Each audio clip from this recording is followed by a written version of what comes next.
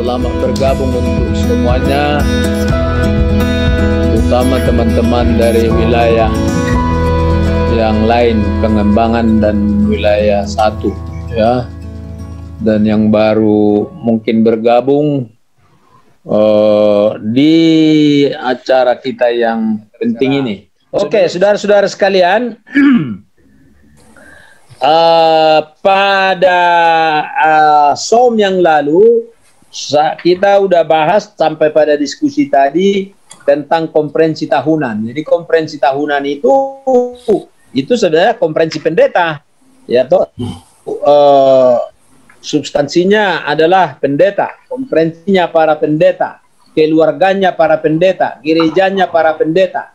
Itu annual conference itu yang kita pahami. Disitulah kita membuat keputusan-keputusan, kesepakatan-kesepakatan bagaimana gereja ini diatur, order, disiplin. Jadi pendeta sebagai anggota konferensi tahunan itu tadi yang sudah banyak saya kemukakannya. Jadi pendeta bukan anggota konferensi agung. Nah, saya sebagai perbandingan buat saudara-saudara, ya memang ya kalau mau tahu isi perut anatomi kemetodisan itu ya memang mau tidak mau harus baca buku-buku yang berkaitan dengan gereja metodis di Amerika, karena semua terminologi, semua sistem, semua eklesiologi, teori, praktek ya kita warisi dari Amerika, bukan Inggris ya.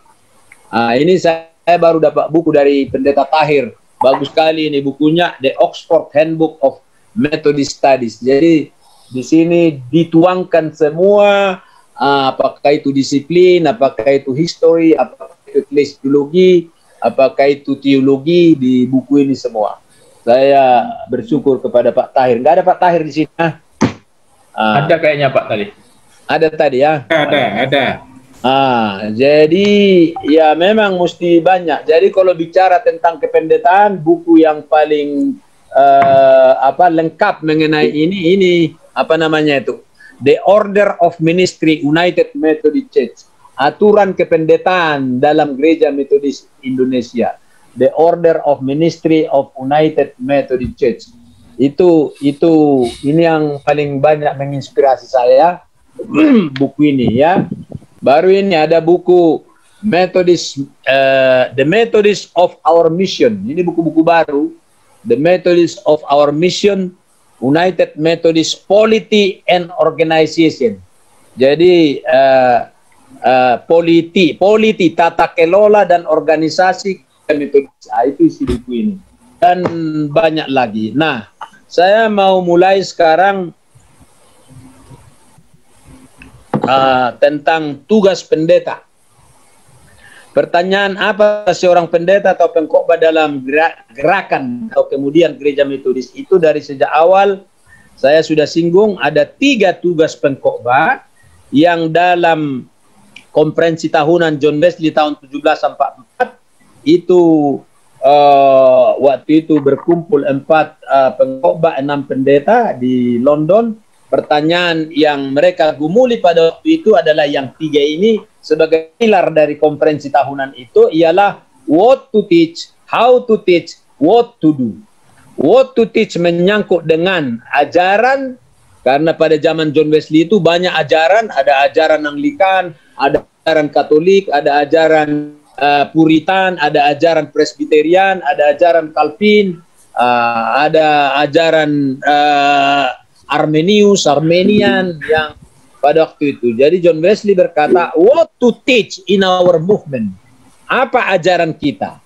Lahirlah pada waktu itu rumusan-rumusan, misalnya sanctifying grace, prevenient grace. Di konta itulah itu dirumuskan oleh para pionir-pionir kita itu. How to teach?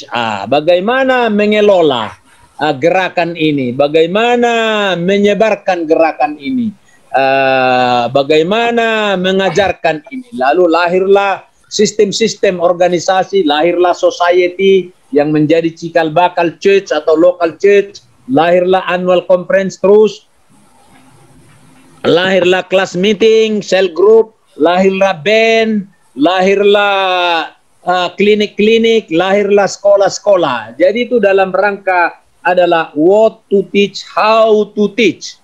Jadi sekolah yang didirikan John Wesley, apakah itu SD, apakah itu kelas meeting, dan klinik-klinik itu adalah dalam rangka untuk menjawab pertanyaan how to teach, how to reach the people. Bagaimana menjangkau orang. Itu udah pertanyaan disiplin. Lalu yang what to do, apa yang harus kita lakukan. Di sini udah menyangkut kepada rekrutmen kependetaan, program-program yang dilakukan. Jadi 3 pilar itulah yang menjadi dasar dari kependetaan kita. Bertolak dari latar belakang inilah kita telah apa tugas dan tanggung jawab seorang pendeta metodis. Perlu dicatat bahwa dalam gereja metodis yang secara eksplisit dicantumkan dalam buku disiplin United Methodist Church, dicantumkan 4 kategori tugas dan tanggung jawab pendeta yang disebut dengan istilah word, firman, dan di disiplin kita juga membaca disiplin Gereja Metodis Indonesia yang sekarang itu tetap ada di situ itu, firman. Jadi tugas pendeta adalah mengabarkan Injil, memberitakan firman, mengajarkan firman, word. Itu tugas nomor 1 pendeta. Nomor 2 adalah sakramen. Sesudah gereja metodis bukan lagi hanya gerakan, movement, tapi sudah menjadi church. Dengan lahirnya Methodist Episcopal Church 1784 Christmas Conference, maka sakramen menjadi tugas dari seorang pendeta. Sakramen baptisan, sakramen perjamuan kudus, membimbing orang tua tentang apa dan makna sakramen, dan lain-lain sebagainya. Baru yang ketiga, order. Disiplin lah itu. Bagaimana menata gerakan ini, gereja ini in order. Bukan disorder. Masih buat lehenga. Bikin-bikinmu, ku bikin-bikinku. Gitu ya. Ya kan, kalau orang Batak, tapu bolon, Batak kali dia langsung ketawa itu ya. Ada dulu istilah itu. Order itu di gereja metodis itu sangat terkenal dengan order ya, dengan disiplin. Jadi kalau saudara mau tahu misalnya tentang order dari disiplin gereja metodis itu luar biasa itu. Ya, saya mau tunjuk dulu kepada kita misalnya bukti-bukti bagaimana gereja metodis secara luar biasa dalam sejarah. Jadi misalnya kalau disiplin gereja metodis di Amerika ini ini yang masih berlaku sekarang 2016 ya. Nanti 2020 ini 2021 mungkin General Conference di Amerika dilakukan mengubah disiplin ini, mengamandemen. Ini masih berlaku. Ini halamannya tahu saudara-saudara berapa? Ini 898 halaman. 898 halaman. Itulah disiplin satu sinode yang bernama Gereja Metodis di Amerika ya. Belum ada di sini aturan tentang P3MI. Di disiplin kita sudah masuk aturan P3MI menambah halaman. Ada aturan UMI di situ, Universitas Metodis nggak ada di situ itu. Mau dibikin universitas di sini, ada puluhan universitas metodis di Amerika, mau Drew, mau Iliff, mau SMU, mau segala macam ya. 898 halaman. Itulah dalamnya tata kelola. Kalau disiplin kita ini simpel-simpel aja. Akhirnya multitafsir dan sebagainya. Jadi itu order. Baru yang keempat, service, pelayanan, ya, ministry. Dari 3 pertanyaan yang di atas tadi, what to teach, how to teach, what to do, ditambahkan 1 yaitu sakramen. Jadi what to teach itu adalah word, firman, teologi, doktrin, what to teach. Baru yang kedua sakramen. John Wesley belum ada sakramen, tapi how to teach itu disiplin, order, dan to do itu adalah pelayanan. What to do? Ya, dirikanlah program-program dan lain-lain sebagainya ya. Nah, dari 3 pertanyaan di ataslah gereja Metodis berubah dari society menjadi gereja sejak konferensi Natal 1784. Maka tugas pendeta bertambah 1, yaitu sakramen. Sebelum Methodist Episcopal Church lahir 1784, semua orang Metodis di Amerika dianjurkan mengikuti perjamuan kudus di gereja Anglikan, ya kan? Karena belum ada, sampai mati John Wesley tetap dia mengklaim dirinya sebagai anggota Anglikan, pendeta Anglikan. Walaupun dia sudah dipecat dari gereja Anglikan, karena dia dianggap lari dari tradisi-tradisi gereja Anglikan. Jadi dari keempat tugas pokok itu ada 4 tadi, pendeta, pengkhotbah atau firman, 2 sakramen, 3 adalah disiplin, order, 4 adalah ministry atau service, pelayanan. Nah, jadi sekarang saya bahas nomor 1, pendeta sebagai pengkhotbah. Jadi kalau ditanya tugas panggilan seorang pendeta, yang pertama dan yang utama itu adalah word, firman, what to teach. Itu firman adalah berkhotbah. Dalam gereja kita pun itu diutamakan. Jadi pertanyaan ini berhubungan dengan ajaran atau doktrin yang akan dirumuskan oleh konferensi tahunan dan kemudian dikembangkan dalam kebangunan-kebangunan rohani dan diajarkan dalam persekutuan-persekutuan, society, class meeting. Karena banyaknya pengkhotbah dan teolog yang berlatar belakang aliran denominasi macam-macam pada zaman John Wesley, seperti Puritan, Calvinis yang mengajarkan predestinasi, mengajarkan tentang doktrin tentang dosa warisan yang berbagai penafsiran, maka konferensi itu mengembangkan sendiri doktrin Metodis yang berpusat nanti pada 4 pilar, yaitu prevenient grace, justifying grace, sanctifying grace, assurance, Christian perfection, means of grace, dan lain-lain sebagainya. Pertanyaan pertama itu juga hendak menekankan bahwa tugas pengkhotbah adalah mengkhotbahkan, mengajarkan ajaran-ajaran Metodis yang sudah disepakati konferensi itu. Jadi pendeta itu adalah pengkhotbah sekaligus pengajar, guru. Dari tradisi inilah maka ada ketentuan dalam disiplin bahwa dari 28 butir tugas pendeta dalam disiplin kita tahun 2017 itu kalau saudara-saudara lihat itu bahwa ada kata-kata di situ, pimpinan jemaat setempat yang berhak memberikan izin atau tidak atas pemakaian mimbar di gereja yang dilayani. Itu dari John Wesley itu, karena berkaitan dengan kemurnian doktrin. Jangan diajarkan ajaran-ajaran sembarangan di gereja Metodis zaman itu.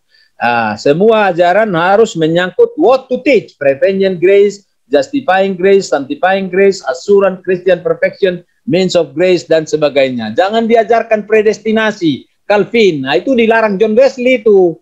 Jadi jemaat-jemaat Tionghoa jangan izinkan Stephen Tong berkhotbah di situ. Nanti dihantam semua, dinatingkan semua Metodis. Ya, saya tahu itu. Ya, saya ikuti bagaimana perkembangan. Apa boleh buat? Ya toh, tetapi tiap-tiap gereja punya penekanan dari ajaran, walaupun John Wesley punya prinsip in essential unity, in non-essential liberty. Ya, diajarkan itu, tetapi kita tidak perlu bermusuhan dengan mereka. Kita harus mengasihi satu sama lain, karena kita satu Tuhan, satu iman, dan seterusnya. Bahkan dalam pembatasan hak kekuasaan pendeta dicatat, seorang pendeta tidak berwenang memberi izin berkhotbah kepada seorang pengkhotbah yang belum diakui oleh GMI. Ya, itu tidak boleh. Itu dalam rangka what to teach itu. Bagaimana kita, apa yang harus kita ajarkan. Ketentuan itu dibuat bertolak dari tugas pendeta yang berkaitan dengan what to teach. Pendeta jemaatlah yang bertanggung jawab tentang doktrin yang sesuai dengan doktrin Metodis yang didasarkan atas doktrin yang dirumuskan John Wesley. Jadi saudara-saudara, itulah catatan-catatan saya tentang firman. Dalam kaitan dengan tugas utama firman, maka John Wesley membedakan antara pelayanan khotbah dengan pelayanan kependetaan, ordained ministry, preaching ministry, dan ordained ministry. Jadi preaching ministry itu firman, ordained ministry itu sudah menyangkut sakramen. Di antara keduanya John Wesley mengutamakan yang pertama, yaitu pelayanan khotbah.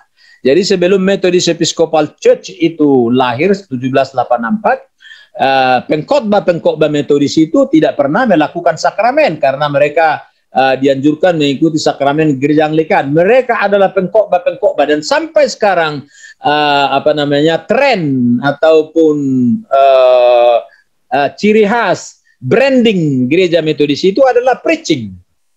Maka itu John Wesley itu sangat terkenal sebagai pengkhotbah di Inggris. Ada catatan bahwa John Wesley itu di negara Inggris sama terkenalnya dengan Raja Inggris, monarki Inggris, ya, Ratu apa itu zaman, Ratu John atau Ratu Mary dulu, ratu di Inggris pada zaman John Wesley. Sama terkenalnya John Wesley dengan Raja Inggris karena John Wesley ada di mana-mana, hadir di mana-mana, khotbah di mana-mana. Itulah John Wesley. Dan ada catatan tentang tradisi John Wesley itu berkeliling 4.000 mil atau sekitar 6.000 kilometer setiap tahun. John Wesley berjalan. Bukan naik helikopter, bukan naik mobil Corolla, Kijang, naik apa? Naik kuda atau jalan kaki. Itu 6.000 kilometer tiap tahun, yang kalau dirata-ratakan itu berapalah itu tiap hari ya, nanti bagilah itu ya. Dan khotbah John Wesley itu dikumpulkan 40.000 khotbah selama hidup, artinya selama melayani, selama dia melakukan KKR sejak Aldersgate 1739 38 dan kemudian gerakan kebangunan rohani 1739 sampai dia meninggal 1791, berarti 52 tahun dia hidup. Jadi panjang kali umur John Wesley. Jadi kalau berkhotbah berapi-api rupanya panjang umur. Berkhotbahlah kalian berapi-api supaya panjang umur ya. Karena usia harapan hidup zaman John Wesley di Eropa itu tak sampai 50 tahun ya. Tapi John Wesley hidup 88 tahun, panjang kali umurnya. Sekarang aja pun udah jarang manusia. Sekarang aja menurut penelitian hanya 16% manusia hidup di atas 80 tahun di dunia ini. 16%. Sekarang. Ya. John Wesley 88 tahun. 1791. Jadi dia berkhotbah 40.000 kali selama 52 tahun. Berarti kalau saya bagi-bagi itu berarti dia rata-rata berkhotbah berapa kali itu ya? 2-3 kali per hari. Ya, itulah. John Wesley berkhotbah itu 2 sampai 3 kali satu hari. Senin, Selasa, Rabu, Kamis, Jumat, Sabtu, Minggu. Kalau pendeta sekarang 2 sampai 3 kali satu bulan karena ada pengkhotbah tamu kan, datang datang pengkhotbah tamu, tukar mimbar dan lain-lain sebagainya. Kalau John Wesley 2 sampai 3 kali sehari dan Francis Asbury juga. Ya, jadi itu yang membuat gereja Metodis itu booming di Amerika terutama karena inspirasi dari pelayanan firman dari John Wesley itu. Dan kalau dilihat gereja Metodis, beraliran Metodis di dunia ini sekarang itu beda-beda tipis dengan Reform Church. Kalau dibuat daftar Reform Church itu seluruh dunia 100 juta, Anglikan 85 juta, Lutheran 75 juta, Assembly of God 68 juta, Baptist 48 juta, World Methodist Council 80 juta. Hebatlah ya. Walaupun lahir belakangan 1780-an, sedangkan Reform itu sudah lahir 1500 sekian, Calvin dan Luther ya. Nah, saudara-saudara, saya lanjutkan tadi. Berkaitan dengan firman itu, maka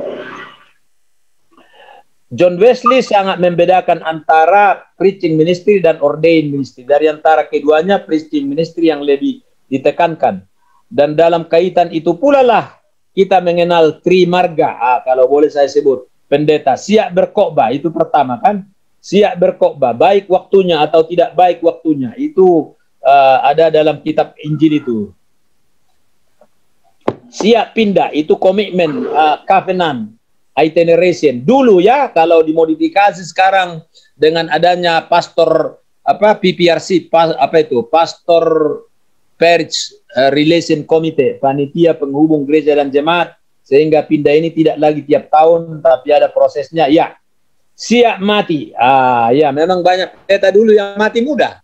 Zaman Francis Asbury itu rata-rata pendeta umur 40-50 udah mati muda. Banyak yang tidak kawin. Itu makanya ada siap berkhotbah, siap pindah. Tapi siap mati pelan aja lah. Siap mati kalau tidak ada dokter lagi. Kira-kira gitu kan. Dan dari akar inilah gereja Metodis membuka ruang bagi warga gereja untuk pengkhotbah. Dengan adanya fungsi lay speaker dalam gereja kita yang masih kita warisi sampai sekarang. Jadi yang membuat John Wesley dibenci di gereja Anglikan ada 3, saudara-saudara. 1, dia mengajarkan ajaran-ajaran yang tidak sesuai dengan yang menjadi standar ajaran gereja Anglikan, yang yang kedua adalah John Wesley merekrut pengkhotbah awam menjadi pengkhotbah gerakan Metodis yang menurut gereja Anglikan itu tidak boleh warga gereja lay people berkhotbah pada zaman itu. Maka itu dalam persekutuan Aldersgate di mana surat pengantar surat Roma dibacakan oleh seorang warga jemaat itu bukan khotbah karena dilarang berkhotbah, hanya baca pengantar surat Luther, dan itu yang didengar John Wesley, maka hatiku sangat hangat. John Wesley bilang kan, tapi John Wesley kemudian merekrut para pengkhotbah awam menjadi pionir, menjadi tulang punggung daripada gerakan John Wesley itu. Nah, kemudian yang berikut berkaitan dengan tugas dan tanggung jawab pendeta dengan firman, maka pendeta juga harus melaksanakan tugas-tugas lain, yaitu mengajar, memuridkan, menggembalakan orang sedang mengalami pergumulan rohani, melayani pernikahan, memberitakan Injil kepada keluarga-keluarga baru, konseling pernikahan, upacara penguburan, penghiburan, firman penghiburan, mengunjungi orang sakit, tawanan, dan orang-orang yang bermasalah. Itu bagian dari word, pelayanan firman, bagian dari pelayanan firman itu. Jadi saudara-saudara, tadi tidak selesai saya sebutkan bahwa John Wesley itu dibenci oleh gereja Anglikan karena 3 hal. Berkhotbah di lapangan terbuka, yaitu di luar parish itu. Itu Anglikan memprotes John Wesley karena dia di-ban, dia dilarang berkhotbah di jemaat-jemaat, parish, paroki. Maka John Wesley berkata, I look upon the wall as my parish. Lalu dia berkhotbah di lapangan. Itu melanggar tradisi Anglikan, maka John Wesley benci. 2, dia mengizinkan pengkhotbah awam berperan dalam memberitakan mimbar. Itu haram hukumnya. Baru John Wesley akhirnya membentuk jemaat liar yang disebut society, yaitu jemaat dalam jeta, ecclesiola in ecclesia. Itu Anglikan marah itu. 3 itu yang bikin John Wesley di quote and quote dipecat dari gereja Anglikan, tapi John Wesley tetap mengklaim dirinya sebagai pendeta Anglikan dan kesetiaannya kepada gereja Anglikan sampai mati. Yang kedua, tugas pendeta adalah melayani sakramen.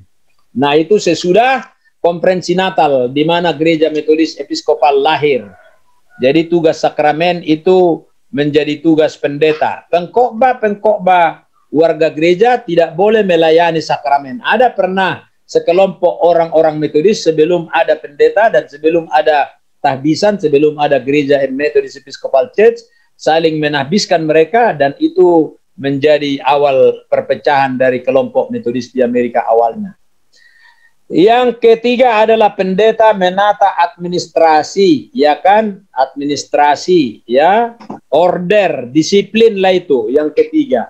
Yang keempat, pendeta melakukan tugas-tugas sosial, social concern. Jadi saudara-saudara, saya mau ajak kita, kalau di tangan Anda ada buku disiplin sekarang, di tangan saya ada buku disiplin.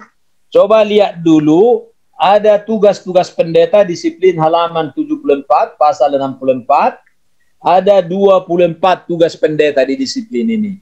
Kalau dikelompokkan ke 24 tugas ini ke dalam 4 kategori ini, firman, word, kemudian adalah sakramen, ketiga adalah order, keempat adalah service atau ministry. Maka di sini kita bisa lihat itu. Pendeta tugas sebagai firman itu adalah tugas pendeta nomor 1, nomor 3, nomor 4, nomor 6, nomor 7, nomor 8, 9, 10. Nomor 1 mengkhotbahkan firman Tuhan. Nomor 3 melaksanakan upacara pemberkatan nikah. Nomor 4 memimpin upacara penguburan. Nomor 6 menjaga dan mendidik anggota persiapan tentang ajas-ajas kepercayaan disiplin. Nomor 7 membimbing pemuda dan mendidik pemudi mengenai pernikahan. Nomor 8 mendirikan memelihara sekolah minggu. Nomor 9 mempergunakan tiap kesempatan mengadakan kumpulan doa kebakti. Itu semua firman. Nomor 9 nomor 10 membimbing dan mengatur para pengkhotbah gemi. Itu semua berkaitan dengan firman. 1, 3, 4, 6, 7, 8, 9, 10. Berkaitan sakramen itu di dalam disiplin kita itu di nomor 2, ya kan, melaksanakan upacara sakramen, yaitu pembaptisan kudus dan perjamuan kudus. Dan sebenarnya kalau di disiplin Amerika ditambah lagi mendidik anggota jemaat tentang makna baptisan, makna perjamuan, makna roti, makna anggur, dan lain-lain sebagainya. Nah, lalu tugas yang ketiga di disiplin kita ini kelewat banyak, yaitu order, aturan, ya. Memang gereja kita ini lebih termakan dengan aturan belakangan-belakangan. Itu mengenai order, administrasi itu tugas pendeta itu nomor 10, 11, 12, 13, 14, 15, 16, 17, 18, 19, 22, 24. Bukan 16, 17, 18 dan seterusnya. Baca itu nanti. Nomor 10 misalnya mengatur para pengkhotbah gemi, itu order. Nomor 11 berusaha dengan sungguh-sungguh agar peraturan gereja dilaksanakan. Nomor 12 mengorganisasi, memelihara majelis jemaat. Itu kan order semua itu. Nomor 13 berusaha dengan sungguh-sungguh agar setiap anggota jemaat kesempatan membaca. Baru nomor 14 menyampaikan secara tertulis laporan. Itu order disiplin. Nomor 15 menyusun administrasi jemaat. Nomor 16 mengisi formulir. Nomor 17 mempersiapkan menyerahkan daftar keanggotaan. 18 serah terima guru Injil pendeta dihadiri des. Yang gitu-gitu pun masuk di disiplin. 19 setiap jemaat serah terima diserahkan rencana program. Itu order semua itu. Berlebihan semua itu, berle. Seorang pendeta yang oleh satu sebab harus meninggalkan tempatnya lebih dari 7 hari, harus lebih dahulu melapor majelis jemaat, order. 24 pendeta wajib berusaha menyehatkan keuangan jemaat. Itu semua order. Sedangkan pelayanan servis sedikit, nomor 5 dan 23 doang, yaitu mengunjungi rumah tangga anggota jemaat, memberikan bimbingan sebagai penggembala. Jadi ini mesti ditata ulang, dibikin seimbang antara firman, sakramen, order, dan ministry service. Ini terlalu banyak order di sini. Administrasi yang apa? Jadi tugas pendeta jadi dicekoki dengan administrasi. Itu sebabnya sermon pendeta guru sangat dicekoki dengan administrasi. Saya dengar-dengar juga, ya Pak, uang aja kalian teringati lebih banyak. Aturan aja yang kayak apa, yang lebih banyak. Setoran, arisan, itu semua bukan firman itu, bukan sakramen itu, bukan ministry itu. Ya, jadi harus balance 4 pilar daripada tugas kependetaan itu. Oke, nah jadi saudara-saudara, itulah John Wesley itu sangat strength dengan keempat pilar itu, terutama 3 yang pertama. Panggilan kependetaan, ya. Sedemikian besarnya penekanan John Wesley dan Gereja Metodis terhadap tugas seorang pendeta, sehingga John Wesley sangat menekankan bahwa seorang pengkhotbah atau pendeta Metodis harus memenuhi beberapa kriteria. Satu adalah panggilan surgawi, inward call, itu istilah John Wesley, inward call. Yang kedua, hidup kudus, moral lives. Yang ketiga, belajar seumur hidup, continuing education. Itu yang mau saya bahas. Panggilan surgawi, inward call, hidup kudus, moral life, dan belajar seumur hidup. Ya, learning, long life learning. Panggilan surgawi, salah satu kelemahan buku disiplin GMI yang sekarang, sejak 2005, ialah hilangnya, dihapusnya dasar-dasar Alkitabiah untuk menjadi seorang pendeta. Nggak ada lagi itu. Buka disiplin 2015, judul pendeta, ya. Nggak ada lagi di sini teologi kependetaan. Tidak ada lagi di sini teologi takbisan. Kependetaan langsung judulnya nomor 1, sumber daya pekerja dan pendidikan tinggi teologi. Langsung aturan teknis. Tidak ada definisi. Padahal disiplin tahun 73, bayangkanlah disiplin tahun 73 masih ada statement-statement teologis tentang kependetaan. Jadi kita ini mundur dari segi teologi dan eklesiologi. Misalnya dalam disiplin tahun 73, 80, 89, 95, 97 masih dicantumkan syarat-syarat teologis Alkitabiah bagi seorang calon pendeta.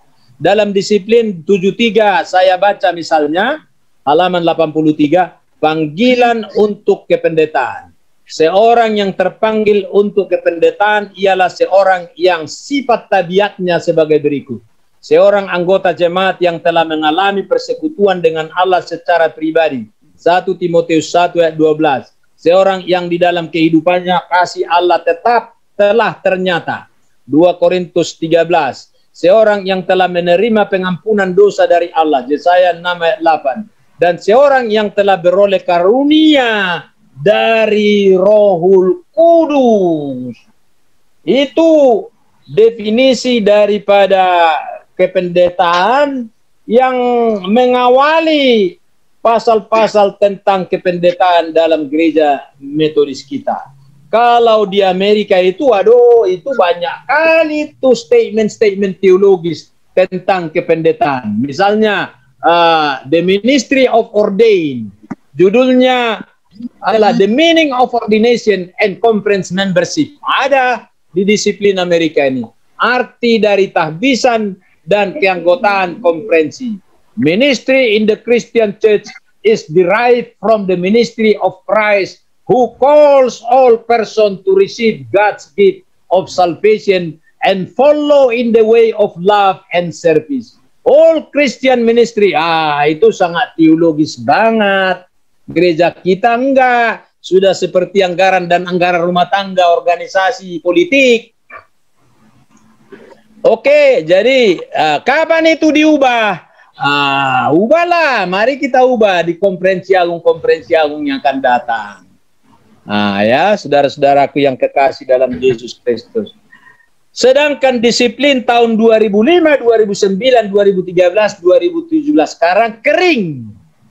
Dengan statement-statement teologis itu tidak ada lagi. Sangat jelas diuraikan dasar-dasar kependetaan. Semoga Konferensi Agung 2021 dapat memperbaiki disiplin kita mengenai topik kependetaan itu. Yang pertama dan utama perlu diingat oleh kita semua, khusus pendeta, ialah bahwa seorang pendeta harus benar-benar yang sungguh-sungguh menerima panggilan dari atas. Inward call, panggilan dari dalam. Untuk seorang pengkhotbah yang mampu membangunkan kerohanian warga jemaat dan membuat orang banyak bertobat, seorang pendeta harus tiba pada pengalaman rohani seperti John Wesley alami. Aldersgate 1738, bukan 28 ya. 38, salah ketik. Di mana John Wesley yang sudah ditahbiskan menjadi pendeta 11 tahun sebelumnya, kemudian dia sungguh-sungguh mengalami inward call pada usia yang ke-35. John Wesley sangat kritis dan tidak bisa menerima prosedur kependetaan di gereja Anglikan sebagai gereja negara pada waktu itu yang mengutamakan panggilan prosedural, outward call, seperti jenjang pendidikan, proses menuju kependetaan. Itulah mengapa para pendeta Anglikan sangat tidak mampu memenuhi makanan rohani, spiritual hungry, spiritual thirsty dari umatnya, karena khotbah para pengkhotbah tidak berbobot, pendeta berkhotbah, jemaat tertidur.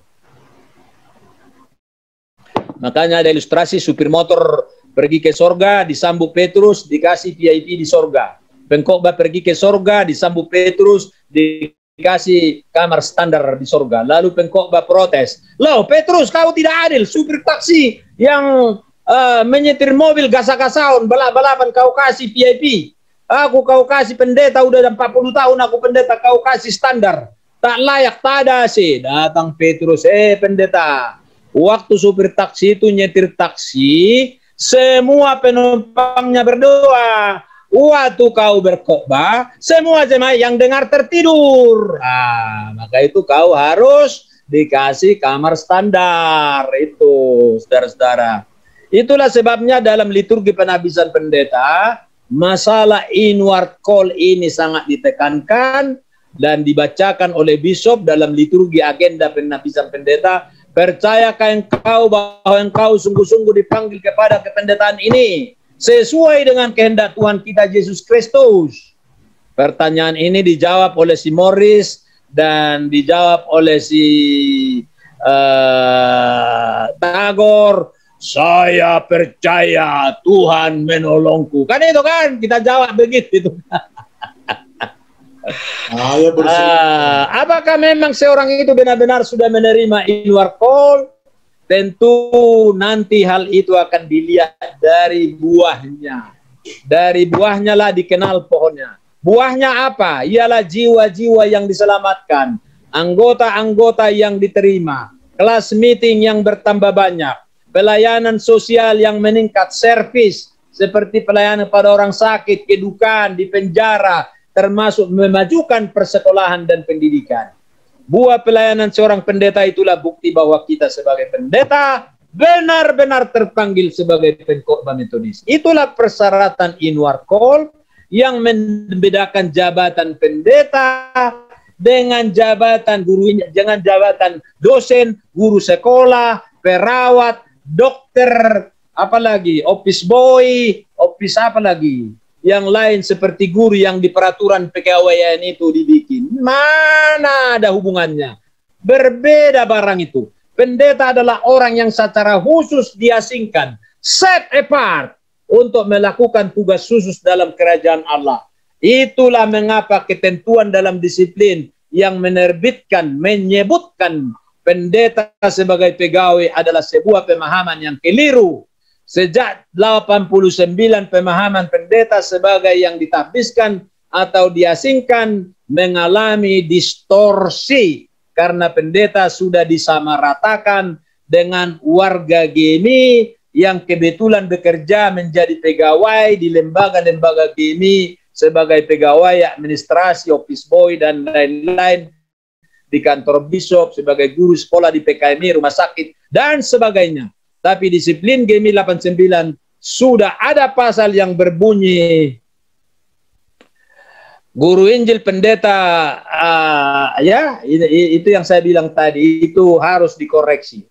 Pertanyaan teologisnya adalah, apakah pendeta-pendeta GMI adalah orang-orang yang berstatus sebagai pegawai? Saya Richard Daulay tidak pernah mengklaim diri saya sebagai pegawai. Saya tidak pernah mengklaim diri saya sebagai karyawan gereja. Saya tidak pernah mengklaim diri saya sebagai pendeta yang makan gaji, mengharapkan gaji. No, saya makan dari anugerah Tuhan Yesus Kristus, kasih Allah Bapa dan persekutuan dengan Roh Kudus menyertai kamu sekarang dan selamanya. Omong kosong itu kalau enggak kita hayati. Amin. Amin. Amin. Terus sebagai seorang pendeta GMI, roh saya tidak pernah bisa menerima pasal ini yang dikenal dengan organisasi GMI adalah bahwa dalam tradisi GMI ada pendeta anggota konferensi tahunan, yaitu pendeta yang terikat dengan prinsip itinerary, dan pendeta yang bukan anggota konferensi tahunan. Pendeta yang bukan anggota konferensi tahunan ya pendeta atas kemauan sendiri, tidak lagi kepada prinsip itinerary. Itu bedanya pendeta. Jadi pendeta di gereja metodis itu dua, terikat kepada itinerary atau tidak terikat kepada itinerary. Yang terikat itinerary anggota konta silakan, bisa DS, bisa bishop, bisa semua. Yang tidak terikat dengan itinerary, tidak anggota konta, bisa pendeta, bisa melayani, bisa asisten, bisa guru, bisa dosen, dan lain-lain sebagainya. Ya, fakta bicara pendeta metodis sudah bisa menerima kenyataan dari penempatan yang satu ke penempatan yang lain. Sudah biasa kita menerima. Jadi kita tidak pernah disebut makan gaji. Di disiplin aslinya itu bukan gaji. Itu disebut nafkah. Kalau di HKBP disebut balajo, bukan gaji, beda salary. Beda salary. Ya. Kalau salary itu bisa harus naik tiap-tiap tahun. Kalau pendeta nafkahnya bisa naik, bisa turun, bisa naik, bisa turun. Saya udah bilang tadi, saya pernah tidak bergaji. Saya pernah tidak ditempatkan karena tidak ada tempat, kata Bisu Ahmad Tumino. Lalu saya cuti di luar tanggungan, biasa itu. Kalau di Dennaker itu udah diadukan ke pengadilan tata usaha negara, peradilan karyawan. Kalau pendeta bisa naik, bisa turun, betul enggak? Sedangkan prinsip pegawai, orang gajian, karyawan adalah promotif, promosi. Yang setiap tahun gajinya naik sesuai dengan golongannya, eselonnya. Itulah salah satu perbedaan prinsipil antara pendeta dengan profesi-profesi lain yang bukan pendeta. Lay dengan clergy. Semoga peraturan pegawai yang terdapat dalam disiplin GEMI kita bisa direvisi di masa yang akan datang. Amin. Supaya kembali marwah kependetaan kita. Amin. Itu yang pertama mengenai panggilan surgawi dan makna kependetaan di Gereja Metodis Indonesia. Ya, jadi bukan terletak di baju, di aksesoris, di toga, di stola, di topi, di sepatu, bukan. Salib, ya kan? Dua, hidup moral life, hidup kudus. Itu kriteria yang kedua. Dalam rangka memastikan mutu dan kualitas pelayanan pendeta itu, jugalah dalam gerakan metodis menekankan faktor kehidupan moral seorang pendeta. Moral life, keteladanan seorang pendeta pengkhotbah metodis. John Wesley mengatakan, mereka harus berada di depan kawanan domba Allah, seperti kebiasaan gembala-gembala di Timur Tengah sampai sekarang. Ya, menuntun mereka ke dalam kebenaran dan kekudusan. Jadi pendeta harus di depan. Bahkan dikatakan pendeta seperti hidup di dalam akuarium. Dari timur, dari barat, dari kanan, dari kiri, dari depan, dari belakang, nampak karena dia hidup di dalam akuarium rumah. Apakah pendeta berkelahi dengan istrinya? Tahu itu. Apakah pendeta merokok dan minum anggur? Tahu jemaat itu. Apakah pendeta korupsi? Tahu jemaat itu. Apakah pendeta mata duitan? Tahu jemaat itu. Apakah istri pendeta suka shopping-shopping, mall-mallan? Tahu jemaat itu. Suka pakai emas-emas di kuping, di telinga, di hidung, di kaki, di tangan. Tahu jemaat itu. Nah, itulah moral lives kita itu, ya. Hingga sekarang dalam gereja metodis menekankan kesederhanaan. Bahkan dalam pedoman hidup orang metodis itu ditekankan jangan pakai emas-emas, jangan pakai cincin-cincin emas. Itu ajarannya. Jadi hingga sekarang dalam gereja metodis tetap dilakukan sesi pertemuan pendeta dalam kontak, di mana dilakukan pemeriksaan oknum, ya, karakter investigation dan karakter yang menyangkut moralitas seorang pendeta. Itu hingga sekarang itu kita pertahankan, menyangkut moralitas seorang pendeta. Maka itu dalam setiap akhir konferensi tahunan biasanya dan mestinya bishop selalu menanyakan apakah oknum kehidupan sehari-hari dan pekerjaan semua pendeta telah diterima dengan baik. Itu buka disiplin halaman 101. Karakter dan moral yang paling utama diperiksa dari setiap pendeta adalah masalah-masalah moral seksual kekeluargaan. Nah, sayangnya dalam buku disiplin GMI tidak ada aturan tentang mekanisme dan tata cara pertemuan pendeta. Ini juga harus diadopsi. Harus ada pasal di disiplin ini. Kan di disiplin tidak ada aturan tentang pertemuan pendeta. Kontak. Nanti hari Sabtu kita pertemuan warga gereja, pertemuan pendeta. Mana ada diatur disiplin itu? Kalau di disiplin Amerika diatur lengkap. Apa agendanya? Siapa memimpin? Bagaimana mekanismenya? Itu hanya dabir berhubak-hubak dan holani mula-hula diikuti dari zaman Paholak sampai sekarang. Diatur tata krama. Kalau di disiplin Amerika itu diatur clergy session namanya.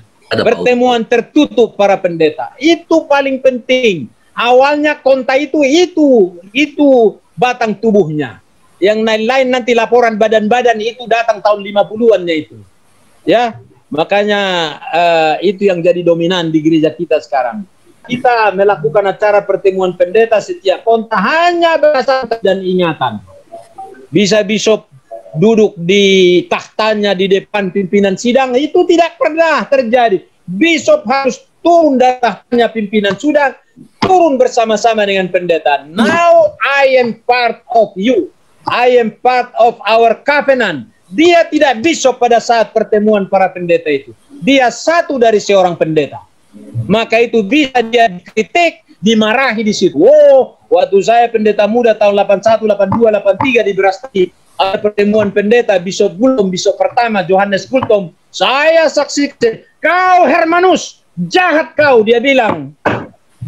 Begitu, Bishop Hasitorus waktu itu Bishop. Kau suka-sukamu, mereka merbedai di acara. Lalu datang Bishop Sitorus yang rendah hati, yang rohani. Oh, aku hanya meneruskan pekerjaan Bapa. Mereka berpelukan dan semua kami tepuk tangan.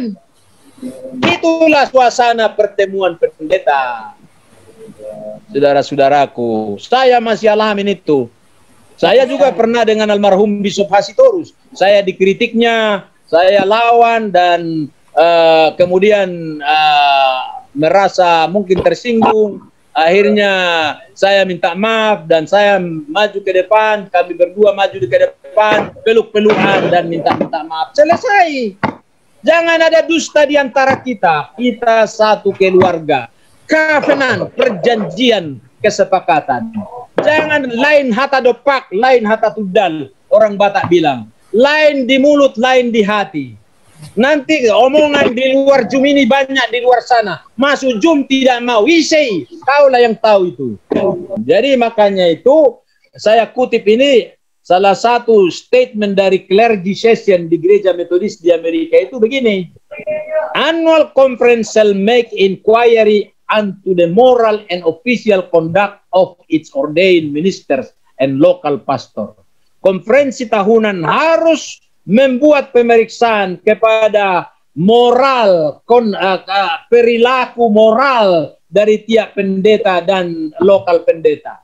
In response to the inquiry whether all such persons are blameless in their life and official administration, the district superintendent may answer for all the preacher in the district in one answer. Maka itu seperti sekarang kita sudah bilang, oknum pendeta ini baik, kata Des, baiklah. Karena kalau satu-satu udah 200 pendeta bisa 2 jam kan. On the board of ordained ministry may make inquiry of his district superintendent about each ordained minister in the district and make report to the bishop and the conference in open session. Jadi dilaporkan semua itu kepada pertemuan konferensi tahunan. Bahkan bila dianggap perlu, bishop dan kabinet berkonsultasi dengan BPLPJ dapat mengadakan sidang khusus pendeta, special clergy session, membicarakan masalah. Ini sudah kita praktekkan ini di Palembang, di Salatiga, entah di mana. Kita berkonferensi pendeta dulu 1 hari, 2 hari sebelum konferensi tahunan dibuka. Sahkah itu? Ada yang bertanya. Itu sah karena konferensi tahunan Metodis aslinya yaitu konferensi para pendeta itu. nanti konferensi bersama warga itu adalah lampiran, itu adalah perkembangan berikutnya.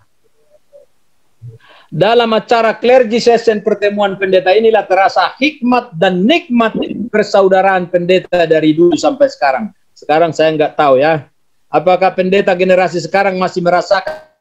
Kita tanya diri kita lah, dalam pertemuan tidak lagi di situ, BS atau pejabat-pejabat, ya, semua jadi saudara. Besok biasanya turun dari medan dalam ruang persidangan. Anda bisa bicara apa saja sebagai saudara, tapi tentu harus bicara beretika sebagai saudara. Sama dengan keluarga. Nah, itu yang kedua ya, moral life. Yang ketiga, 5 menit lagi. Belajar seumur hidup. Continuing education. Pendeta sejak awal adalah pendeta yang dipersyaratkan untuk belajar seumur hidup. Asbury adalah pengkhotbah awam yang diutus John Wesley menjadi misionaris ke Amerika yang tidak pernah mengecap pendidikan teologi formal. Dia hanya pernah menjalani pendidikan dasar 6 tahun di Inggris. Kemampuannya menjadi pengkhotbah metodis dan menjadi bishop pertama yang legendaris di Amerika adalah berkat belajar sambil melayani. Dikatakan bahwa Asbury belajar bahasa Ibrani dan Yunani sambil menunggang kuda menuju tempat pelayanannya. Gereja Metodis adalah gereja yang paling terakhir di Amerika mendirikan sekolah pendeta. Karena gereja Metodis sangat mengandalkan dan lebih cenderung mengandalkan pengkhotbah lay preacher yang mengalami inward call tadi itu. Panggilan surgawi. Mengapa? Karena mereka sudah pasti mengalami inner call dengan meninggalkan profesi-profesi mereka. Ada yang tukang sepatu, ada yang tukang jahit, ada yang tukang ban, ada yang pekerja industri, dan memutuskan untuk menjadi pengkhotbah. Para pengkhotbah Metodis mula-mula bukan alumni seminari, bukan karena tidak ada pekerjaan lain, tapi karena mereka terasa terpanggil, bukan mau cari kerjaan, bukan mau cari makan. Soal pendidikan dan pengetahuan tentang tugas pelayan berkhotbah, mereka menganut prinsip training comes in the ministry, not for ministry. Itu penting itu. Pendidikan terjadi di dalam pelayanan. Bukan pendidikan dulu baru melayani. Itu motto dari Metodis. Ya. Jadi biarpun Anda alumni seminari STT, tetap ingat training comes in the ministry, not for it, not for the ministry. Jangan sudah anggap sudah S1, S2, S3, S-doger, sudah mantap. No. Long life learning, itu prinsip gereja Metodis. Pengkhotbah Metodis menganut prinsip belajar sambil melayani, bukan belajar untuk melayani.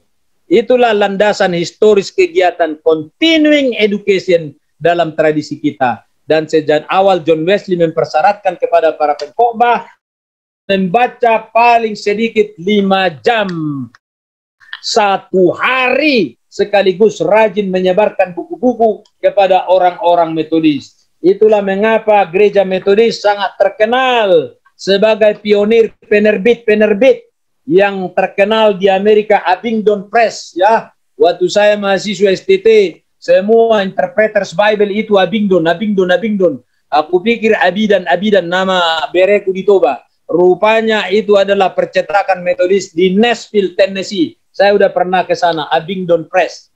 Yang gara-gara online sekarang memang sedang mengalami kegoncangan dalam penerbitan itu. Dan toko buku yang paling terkenal di Amerika adalah Coxbury. Itu perpaduan nama Thomas Cox dan Asbury.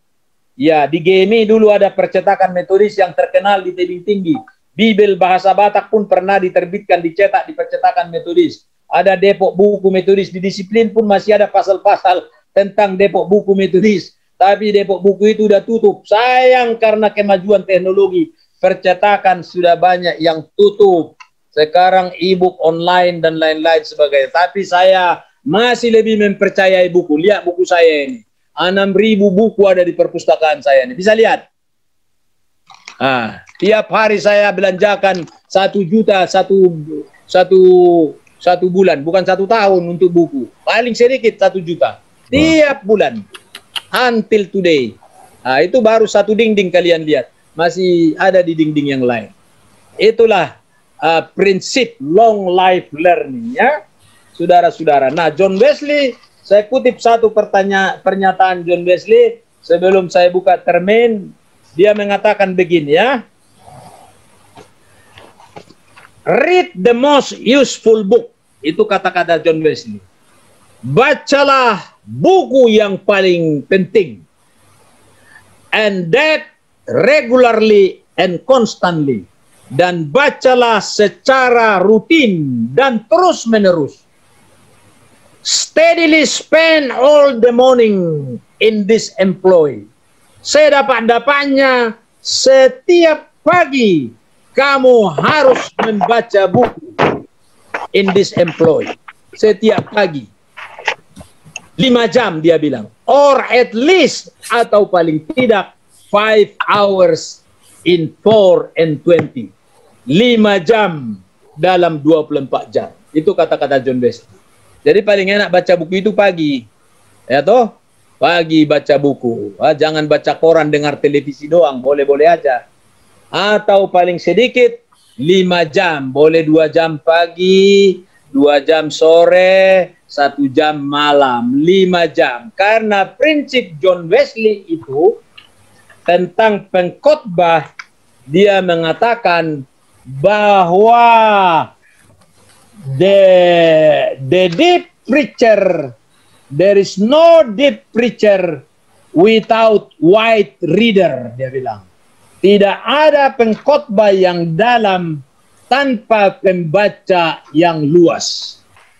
Itulah makanya John Wesley menerbitkan banyak buku pada zamannya dan menulis banyak khotbah-khotbah John Wesley.